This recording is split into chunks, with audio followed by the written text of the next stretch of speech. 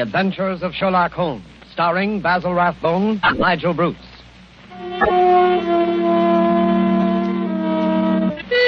The makers of bromoquinine cold tablets bring you another adventure of Sherlock Holmes with Basil Rathbone as Sherlock Holmes and Nigel Bruce as Dr. Watson. Watch out for colds, ladies and gentlemen. They're very prevalent now, and a little cold may be the start of a serious illness. What you want to do at the first sign of a cold is take famous bromoquinine tablets. Bromoquinine tablets are made for one purpose and one purpose only, and that is the relief of colds.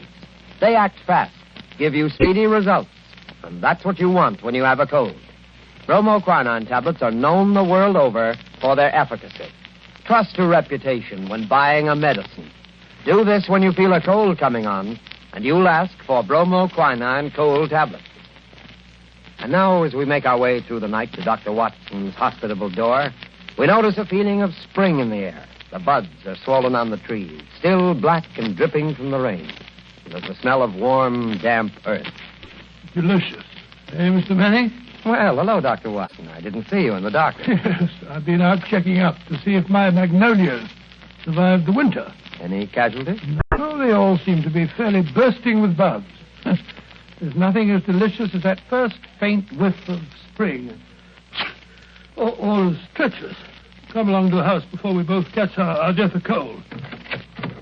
After you, sir. Not at all, my boy. None of that age before beauty nonsense. I'm not as decrepit as all that. Oh, what's this? The front hall littered with trunks and suitcases? Oh, yes. I'm afraid my annual wanderlust has broken out rather early this spring. I'm off on a little jaunt first thing tomorrow morning, but come along into the study. Does that mean that this is the last of our storytelling evening? For this winter, yes, I'm afraid it does. Well, I trust I'm not too forward if I hope to be invited back again in the fall. Oh, of course not. You know we'll be waiting for your return. Oh, thanks very much. It's very, very decent of you. To put up with the meanderings of an old fellow like myself, huh? I appreciate it, you know. But sit down, Mr. Manning. Sit down there, over there, in the usual chair. Let's get on with our story before I get all glittery and sentimental. You're going to tell us about Professor Moriarty tonight, aren't you? Well, I had intended to, but I've changed my mind. I'm going to tell you the adventure of retired Colourman instead. Retired Colourman? Isn't that a military term? No, it isn't. Mr. Josiah P. Amberley had been the junior member of Brickfall and Amberley, manufacturers of artistic paint boxes. He made quite a tidy little fortune. Retired from business at the age of 61, bought a house at Lewisham and then settled down. The next year, 1897, I think it was, the old fool married. Married? Yes, married. The woman 30 years his junior. Yes, that's always a bit risky. Risky? Within 2 years, he was as miserable a creature as crawls beneath the sun. Oh, dear me, I'm jumping ahead of the story again. As I was saying, it was the 23rd of April, 1899, and a rainy and disagreeable April it had been. Holmes was in a melancholy and philosophic mood that morning as he stood by the window, watching the raindrops chasing one another down the pane. Rain had always depressed him when he was not working on a case. When he was working on a case, I don't believe he realized that there was such a thing as weather.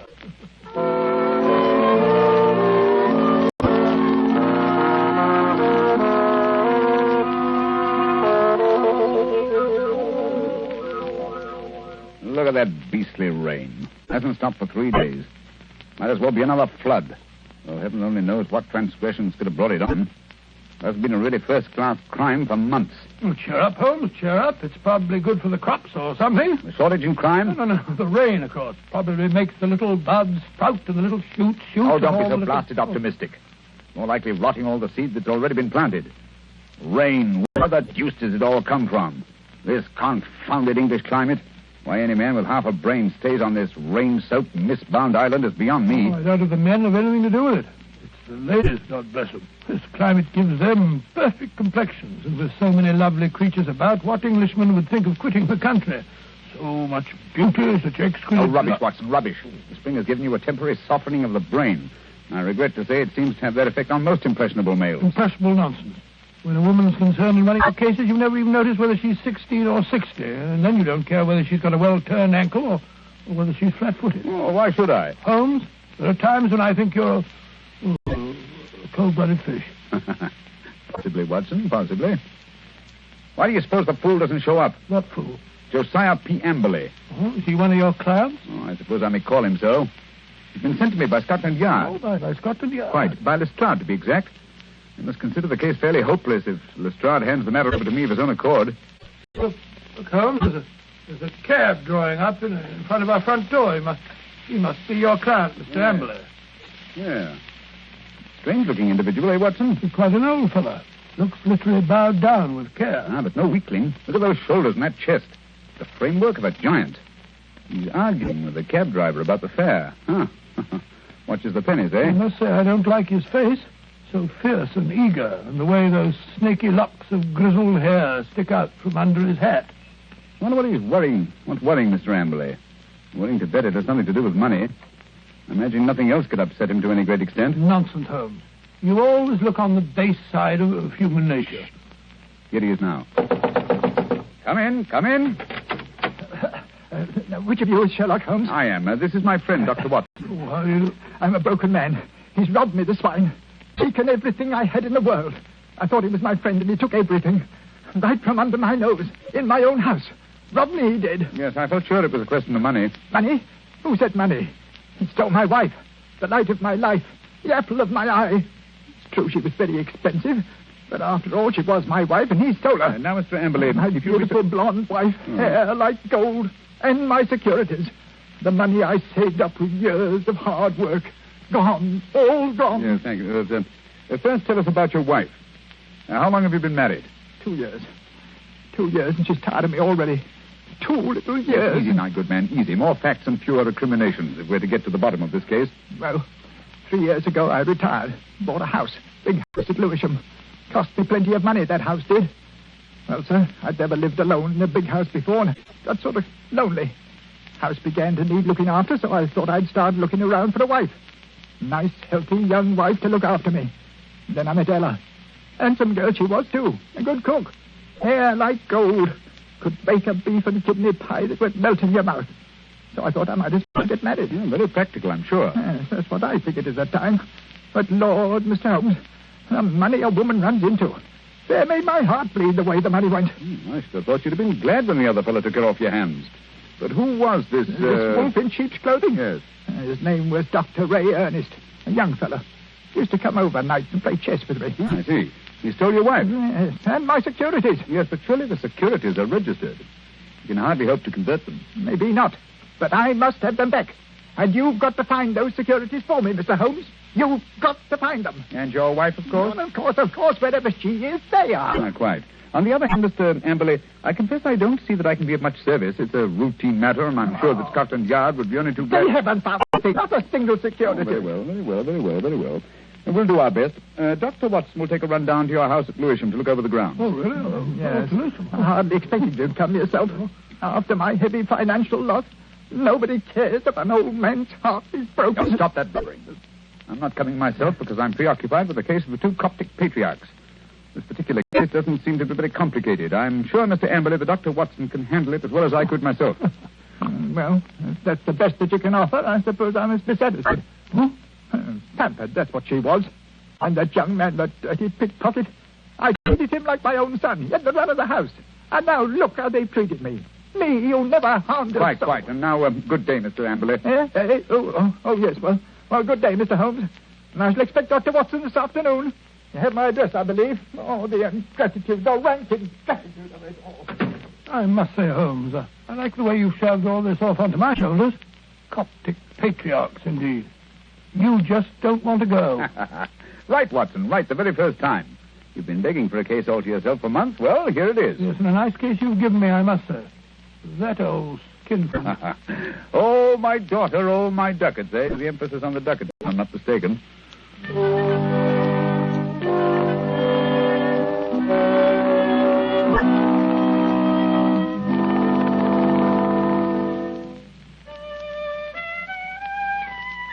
Oh, confound that passage. There. Ah, that's better. That's dash good. Hello.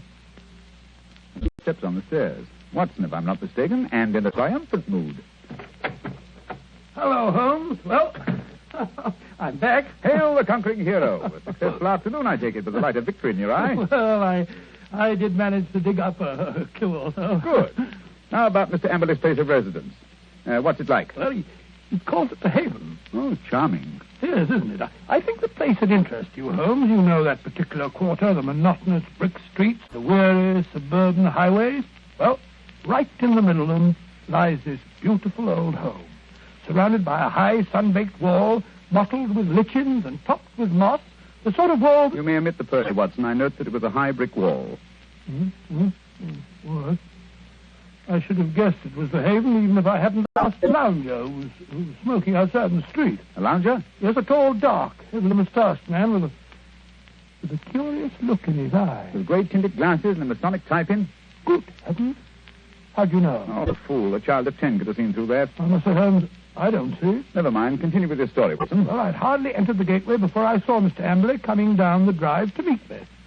He began at once, pouring out his grievances. We walked back to the house together. And? Well, once inside the wall, I must say, I've never seen a place worse kept. Garden lined with weeds and in a dreadful neglect. The house, too, was slatternly to the last degree. It just goes to show what happens to a place when there's no womanly hand about to keep it in order. Yes, but Mrs. Amberley's only been missing a few days. Hardly time for so much disintegration to take place. Must have set in before she left. Oh, possibly. At any rate, Mr. Amberley seemed to be ashamed of it. He was doing his best to remedy it, though I must admit that his efforts looked a trifle ineffectual.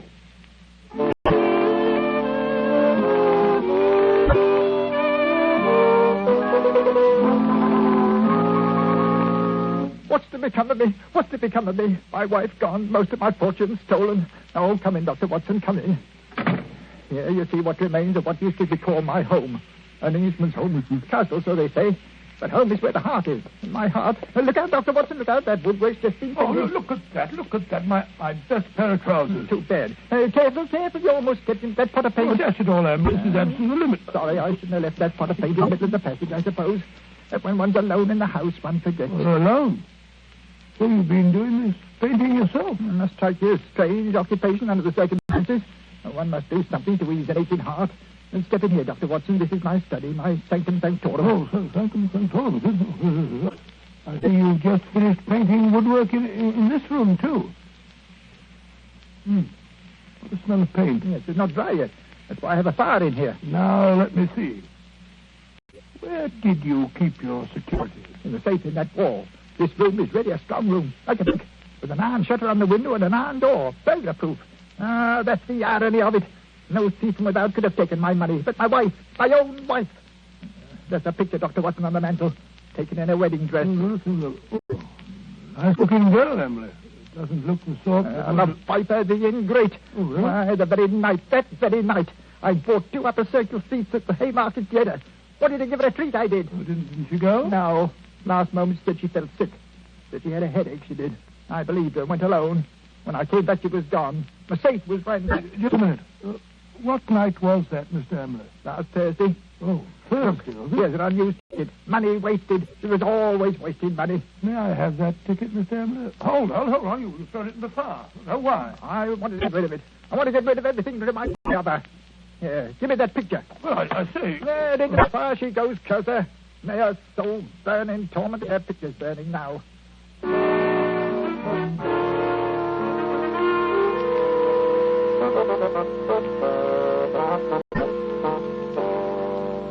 Unpleasant fellow, eh, Watson? This case begins to look more somber than I suspected.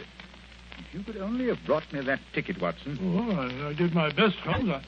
I may not have the ticket itself, but I did notice the number of the seat. Oh, bravo, Watson. How did you happen to remember it? Well, as a matter of fact, it was my place in form at school, 31. See from the bottom. And so it stuck in my head. Splendid, old fellow. Then Amberley's seat must have been 30 or 32. Dear me now. Who can that be? Well, whoever it is, he's dashed impatient. Oh, yes. Here he comes up the stairs, fairly running. Come in. Well, bless my soul if it isn't our old friend, our good friend, Mr. Amberley. What's up? A telegram, Mr. Holmes. I can't make anything of it. Here, see for yourself. Uh-huh. Come at once without fail. Yes. Can give you information as to your recent loss signed Elman, Yes, the Elman. vicarage. Ah, dispatched at 2:10 from Little Purlington. Little Purlington in Essex, I believe, not far from Frinton. You will start at once, of course. Watson, look up the train. It's probably a hoax. What could anyone in Little Purlington But it's know from about a very responsible person. Where's my Crockford? Yes, here it is. We'll look up this minister of the gospel. Elman. Here it is. Yes, J.C. Elman, M.A., living of Mossmore, Little Purlington. Yes, but I still don't... Surely, Mr. Amberley, you want to find your wife and your lost security, don't you? Of course, but it's a waste of time and money. Here we are. Here's the train from Liverpool Street at 5:20. Yes, you just have time. Mr. Amberley, you go downstairs and hail a cab. I'll help Dr. Watson throw a few things in the bag. You think I need Dr. Watson? Perhaps I'd better go alone. Oh, no. It may be a trap for all we know. I don't think I shall go. Mr. Amberley, it would make the worst possible impression on both the police and on myself if you refused to follow up so obvious a clue. We should feel that you were not in earnest about this investigation. Very well, I'll go. Perhaps you'd better go with him, Holmes. What? Take your case, Watson. After the brilliant ways in which you've handled it? No. Go along, Mr. Amberley, or you'll miss your train. Very well, but the expenses or something. Here you are, Watson. Here's your bag. It's packed. Yes, you never know when you may be called off on a case like this. I packed it for you. Holmes, I do think Quite. Now, whatever you do, see that he really does go to Little Purlington. Yes, I don't think that he's Again, quite. Should he break away and try to return, get to the nearest telegraph station and send me the single word bolted. I will arrange to have it reach me wherever I am. What? You have something to look into at this end, then? I have, Watson. This case is beginning to take on a rather curious, sinister aspect. Above all, old man, take good care of yourself. And Mr. Amberley.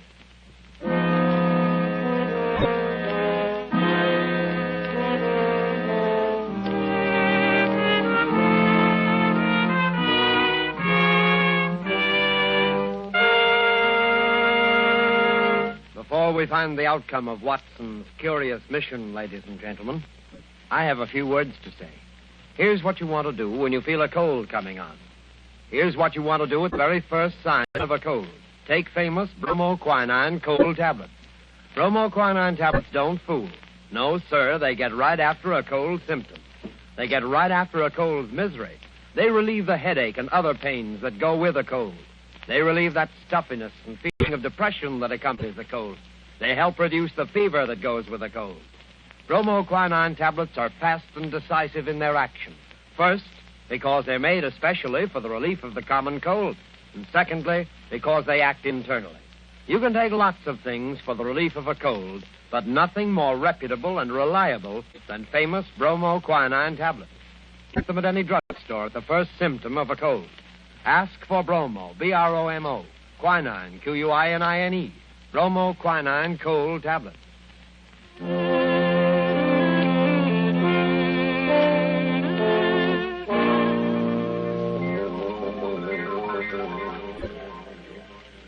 Confound this rain. Everything's as dark as a black hole of Calcutta. Yeah, the haven. Shitty little haven this is. I can find a window unlatched. Not much chance on the first floor. The old boy's 2 quarters. Ooh. Second-story window, perhaps. Now, if I can manage to scale this porch pillar. This confounded rain. Just slippery as a greased pole. Come on. Hey, there we are. Yeah. There's the window that's unlatched. Easy. Now. 1 foot over the sill. Up with your hands. Up with them, I tell you. Thought I wouldn't see you prowling round down below, eh? Well, I've caught you red-handed.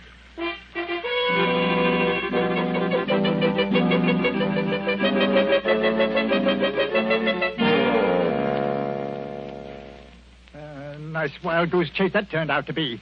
That friend of yours, Sherlock Holmes, is a fool. I'm sure, Mr. Amberley, if you'll call and see him, he can explain. Explain nothing.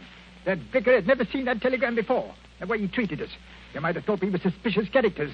Then missing the last train and having to sit up all night at the confounded station with the rain dripping through the roof. Well, we could have gone to an hotel. Gone to an hotel? That costs money. Gone to an hotel, indeed. Here's your house, Mr. Amberley. I think I'll go along home now and get some breakfast. You will not. I'm going to come into the house and see if everything's all... Why, look up there. The window over the porch. It's open. Perhaps you left it like that yourself? Rubbish. I tell you, I don't like the looks of this.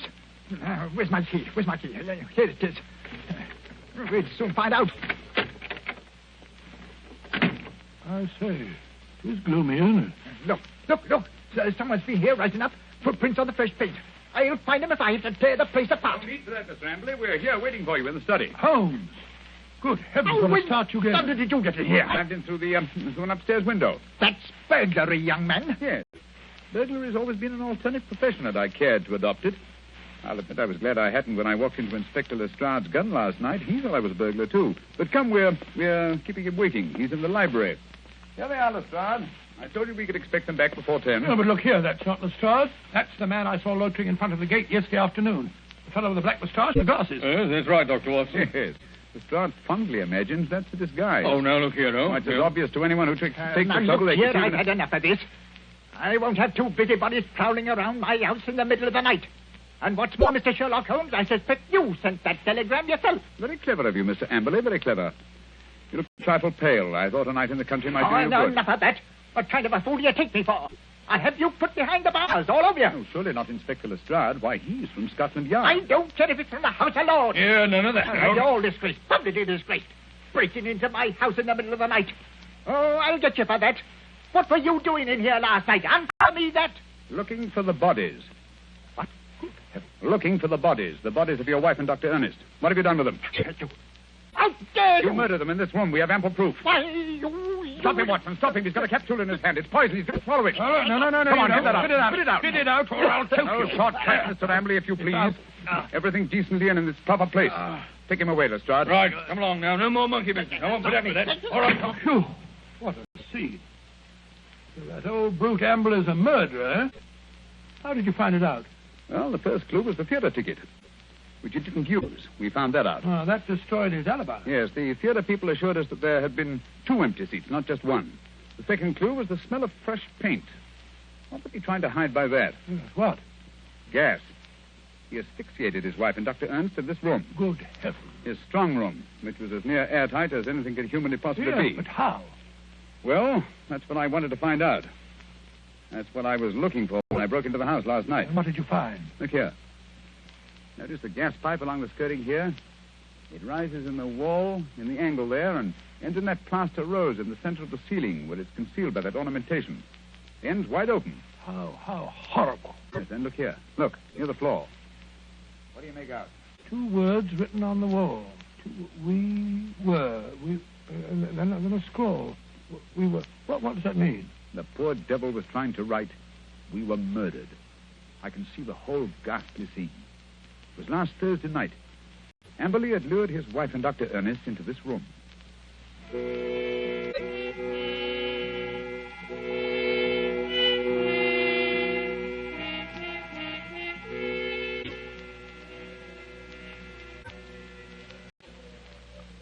Oh, listen to that wind. I wish it would stop. It's not so bad in this room. Have a little game in here, eh, Dr. Ernest? Just you sit here, there. Entertain the doctor while I go and look for the chessmen. Excuse me for a minute, Dr. Ernest. Certainly. And if you don't mind, I'll close the door. There's such a draft. It'll be much cozier in here with the door closed. Much cozier. If that wind only wouldn't howl. I feel so depressed. Is there something terrible we're going to happen? Oh, nonsense, my dear Mrs. Amberley. This house is getting on your nerves. Is it any wonder? He gets worse and worse. Oh, Dr. Ernest, I'm so frightened. You must go away. What? Now, don't be alarmed, Mrs. Amberley. I've had your husband under observation for some time. I'm afraid he isn't quite normal. It isn't safe for you to stay here any longer. But, Dr. Ernest, don't you understand? I can't leave my husband. Heaven knows what would happen if I left him alone. We could get a nurse to take care of him. You can't stay here with him. What was that? Josiah, he heard us. He was outside the door listening. Oh, Dr. Ernest, this is terrible. What can we do? Listen. You hear that? It's the gas. Someone's turned on the gas. I can smell it. Hurry. We've got to get out of here. What? Oh, the door's locked. He's locked the door. Amberley! I say, Amberley, open the door. Quick, the window. No, that's locked, too. The iron shutters. Amberley! Amberley, let us out! You realize what this means? He's going to kill us. He must have gone mad, I'm afraid. Yes, it's what I was afraid of. He's a maniac. A homicidal maniac. Oh, this is horrible. We're trapped. What a fool I was. What can we do? I feel so faint. I can hardly breathe. Here. Lie down on the floor. The air's better down here. It's no use. I can't stay awake. I don't mind anymore. I'm quite all right. Really. Mrs. Amberley. Mrs. Amberley. Don't give up. I feel pain, too. I must warn people. It's dangerous. I can't think. God, I can't breathe. I can't think.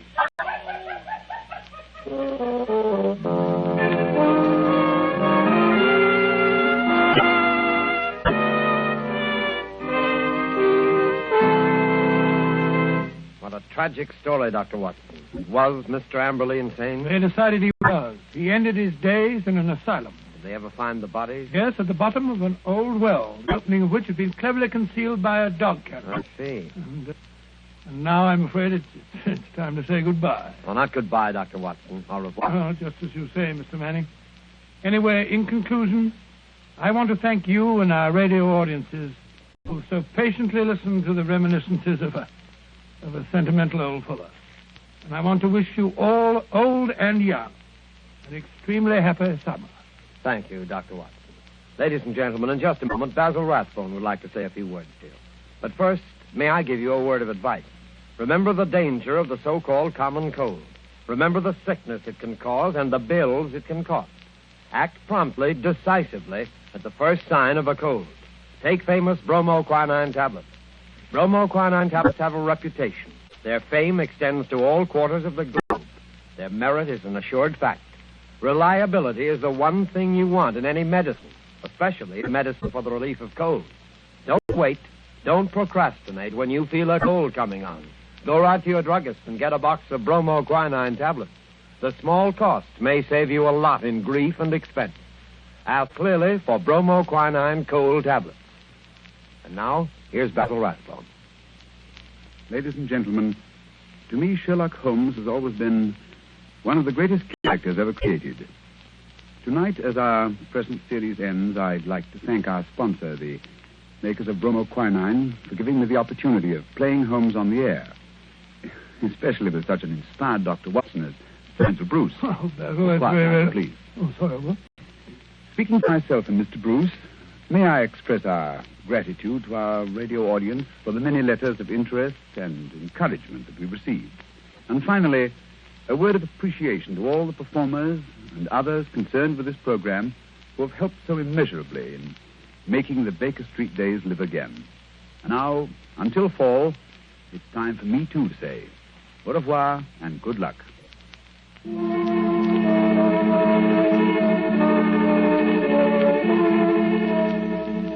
You have been listening to a Sherlock Holmes adventure adapted by Miser from Sir Arthur Conan Doyle's story, The Retired Colourman, with Basil Rathbone, Sherlock Holmes, and Nigel Bruce and Dr. Watson. The Sherlock Holmes series was produced by Tom McKnight. This program was presented from Hollywood by the makers of bromoquinine cold tablets, quick relief for colds. This is Knox Manning speaking.